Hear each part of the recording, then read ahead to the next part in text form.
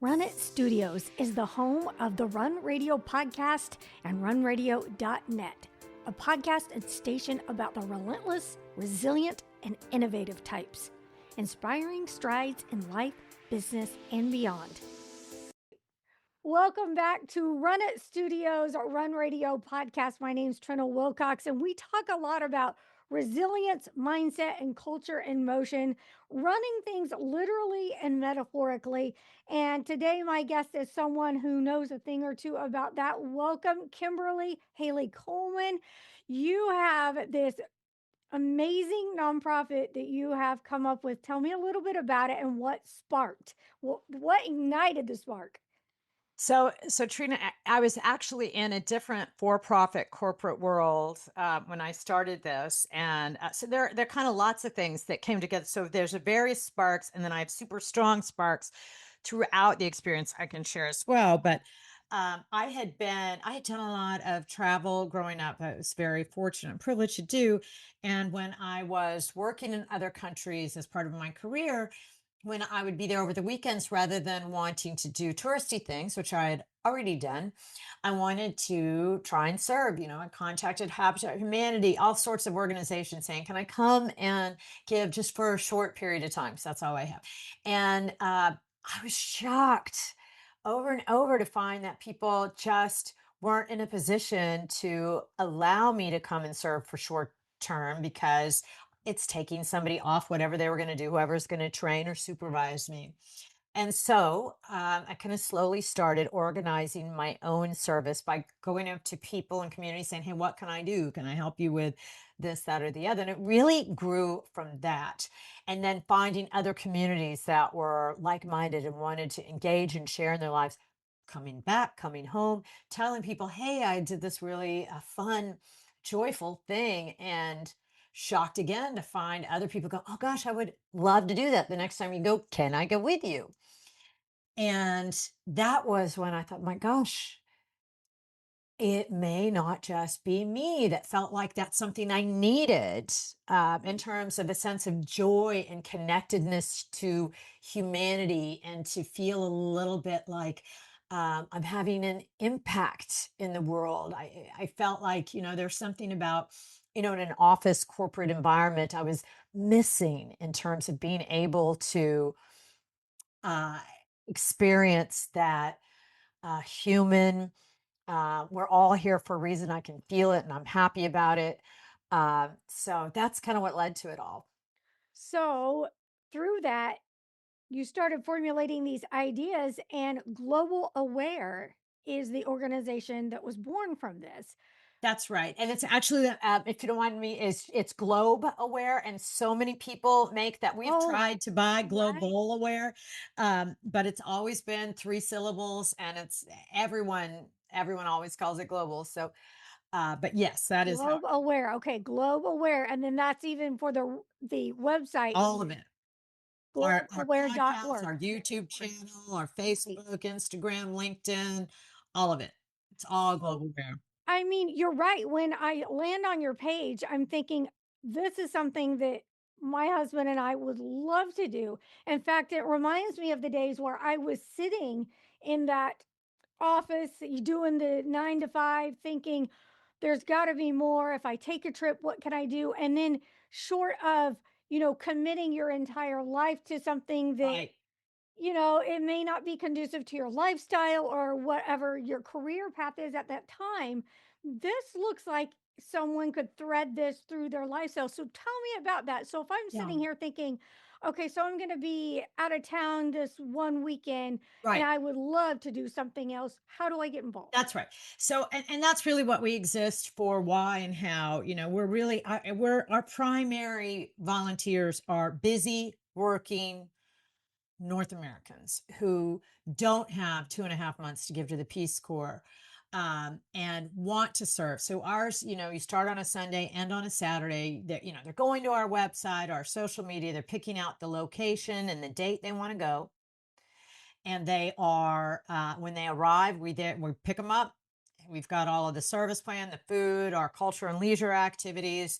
And so we're not expecting that they have special skills or speak the language. These are small, teams. It's just like signing up for a cruise or a summer camp. You're choosing where you want to go. It's tax deductible, roughly 14, $1,500.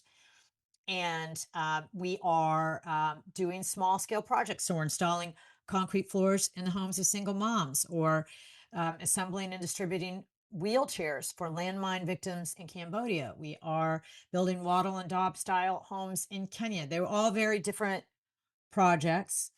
I think a lot of people are familiar with churches that have some kind of mission, whether it might be Uganda, where their church goes back every year to the same location. So we don't have any sort of religious or political affiliation, but we're in those communities pretty much every other week throughout the year. And our coordinators, our staff are there from the local country, but they're bilingual, taking everyone through the process. And of course, we hire local foremen to lead all the projects, because really the local communities are much faster and better at everything. They're the ones who chose the project, how to do it, what materials we're using. And, it's really the volunteer funds that are our only source of paying for all of this. There's no sort of government funds or anyone else that we're getting funds for, which is why volunteers get a tax deduction for participating in our programs if they're Canadian or from the United States. So that's a little bit how we are and what we work. And what we do find is almost everyone that goes on these projects, it really does tend to light a fire, and people will go back to a new location pretty much every year. And we're trying to offer these always over 4th of July, over Thanksgiving, over Memorial Day, days where we know people might already have time off, so that they're not hopefully having to take all their time off if they want to serve. So that's how people go about doing it. Tell me a little bit about the people that may think, oh, I'm not qualified. I don't have certifications or I have physical limitations, but I Right. still have the heart to help. Yeah. Speak to those folks. And those physical restrictions and limitations are important.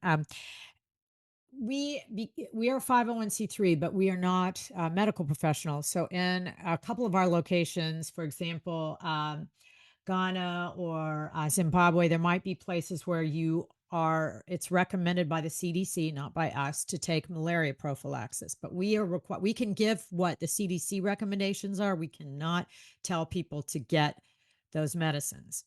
So we will just inform everyone, this is what the CDC says, but we recommend you go to your health provider. Similarly, it's important that there are only a few that actually have what I would call health related limitations. And one would be, for example, in Peru, anyone with asthma or breathing issues probably wouldn't want to go to Cusco, Peru. It's so high, without talking to their doctor and letting them know the situation. So there are, or if somebody's not able to regulate their own body temperature, and if they have trouble, for example, sweating or not being able to cool down, we do have a lot of tropical locations where we operate. We're very heavy in Southeast Asia, Latin America, all over the African continent. And these are places where there's going to be less access to air conditioning. Now, we do cover medical insurance, and we're close to clinics and hospitals everywhere we go. But, there's no way to eliminate all risk. You can step on a nail anywhere in the world, and already having that tetanus shot in you before you go. Again, it doesn't even matter if you're in the United States. We're not allowed to recommend it, but that we would just point out what the CDC recommendations are on all this. And we do think it's a good idea for anyone who thinks they have any sort of medical condition or limitations, that it's worth discussing. There are other risks beyond Yeah. that, but yeah. And when are these discussed? Like, are you connected with a coordinator or how does this work when you have all these questions and Yeah. where you're going and more? So once somebody's gone on one of our programs, the way it usually starts is someone will call and say, "Hey, I've never traveled before, or I've only been to Europe, or I really want to." And so we'll start that conversation asking, "Well, tell me where you have been. Tell me what you've studied. Have you ever studied any languages? Do you feel any particular connection to a certain culture? Like if you have any sort of Latin or Indian heritage that you're wanting to especially connect with." But for somebody who's never traveled, we wouldn't recommend, for example, if somebody asked our opinion, to not start with India or Cambodia, to have a culture that's a little closer to your own home, Mhm. whether that's Costa Rica or Mexico or Guatemala. It tends to be a way to dip your toe into the waters a little bit. And so we go through all that by phone for people who have those questions. And then once they've registered, we have, a packet that explains everything you need to know. And we have a podcast that goes through all that stuff in an audio format. We've got videos that take everybody through it, but it's really designed so that unless you have some kind of um, real limitation, you should be able to show up and not know anything, whether it's a job skill or a language. The idea is our volunteers are learning while we're serving alongside these local community members. So we don't expect that anyone is bringing any specific knowledge in any way to the scenario. So, Well, yeah, let's talk a little bit about your perspective on things, how you run things. This is not something like a quick party planning over the weekend. This is, you've got a lot of moving right. parts here. And just before we even hopped on this call, you were doing a million things. So, Yeah. how Yes. is that for you to bring all this together? What's it been like? How have you had to adapt and evolve? So, it really depends on the time, right? I mean, when COVID happened, that was a huge, it really was a wrench in everything we do. And we had a program in China at the time. We have not reopened it since COVID, but that was the first program and closed in January of 2020. And so that was a big change. And we tried to do all sorts of online programming, but nothing was the same, obviously, as doing things in person. And strangely, we actually had some locations like Mexico that never closed. Uh, so the kinds of challenges that we're seeing, in 2008, 2009, there was all sorts of uncertainty and people canceling programs based on what was going on economically. And whether it's any sort of administration change, or like in Cuba, how our legal ability to interact with a company or send money, or where people can stay has changed depending on which administration is running things. Um, and then the currency exchange, because it's always on the move. We're collecting in one currency and spending in another. So we have to anticipate a range of what our projects are going to cost. And so there are a lot of moving parts and a lot of challenges. Now, I will say we do not just operate wherever there is extreme need. We don't operate in Darfur, Somalia, Afghanistan, Palestine, despite the fact there may be need there, because we pay liability insurance and we have to be able to cover any sort of risk. So we really have to operate in places where they're very safe. We can't put people high on ladders, operating heavy equipment and machinery, or handling bodily fluids. We're not Doctors Without Borders. So if there's been some major disease outbreak or some kind of disaster, like in Haiti with an earthquake, we are not putting people on heavy equipment, debris moving vehicles. So we are not the appropriate organization to help in those circumstances. So yeah. Anyway, so that's a bit about how, we really are only able to operate in places that there's need, but it's very safe. How do you choose those? Do people come to you looking for the volunteer load, or do you go out saying, "Hey, I've got people that are ready to help"? So initially, I would go and meet with communities and go and interview various grassroots roots organizations to see what have they identified as their needs and how do they want to address them? Do they seem bonded as a community where they all agree? Because if we don't have the locals deciding on and choosing how to do this, we know that the projects aren't going to be used and it's not sustainable, and might be something that makes people feel good to build, but then no one's using it. So initially we were on the lookout for that, but now we have a lot of organizations that will come to us in local communities saying, "Hey, can you come and send us volunteers?" So at that point, we go and we run their projects and programs through our own criteria. How willing are they to be able to let us learn a bit about their culture and how they eat and how they sing and how they do things about their daily life? Do they already know the projects they want? Are they safe? Are they culturally interesting and meaningful? Is it going to help a genuinely needy population? Is there something we can finish in a pretty short period of time?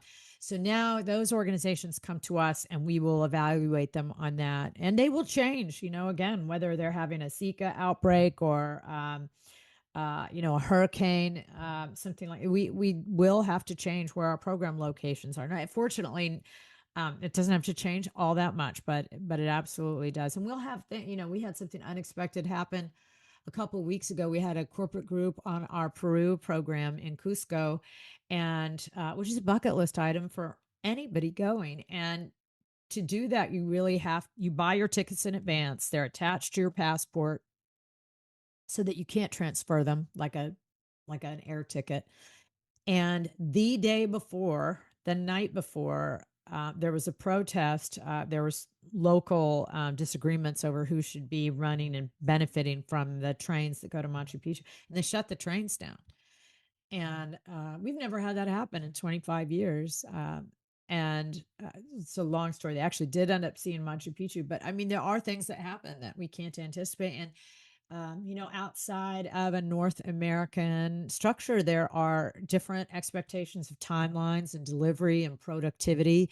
And so we're trying to balance between, hey, making sure we're being productive and making concrete, real solutions, and still not trying to force our ways too much on the local community. It's a sensitive thing.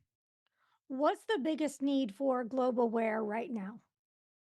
Well, uh, we have lots of projects and programs, and we'd love to have more and more people know and understand what they're about. And what we have seen, we've had a number of universities that have traveled with us for years and years, but due to recent cutbacks financially that are impacting a whole lot of universities, a lot of them have postponed their programs till next year. So our biggest need is always more volunteers, you know Okay.